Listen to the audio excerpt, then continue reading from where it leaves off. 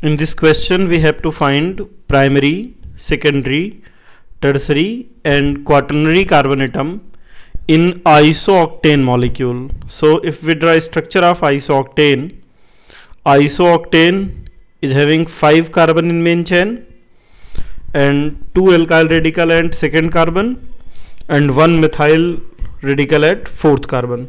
So this is isooctane molecule, and in this molecule this is 1 degree carbon because directly connected with one other carbon atom. This is also 1 degree, 1 degree, 1 degree and 1 degree. So molecule is having 5 1 degree carbon. Now if we take this carbon atom is connected with 3 other carbon atoms, so this is 3 degree carbon, so 3 degree carbon is equal to 1.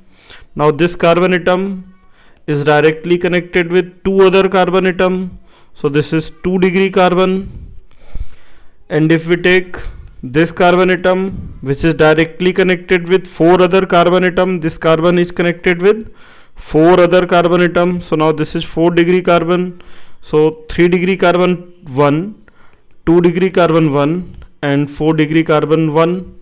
So correct answer is 5 and 1 1 1.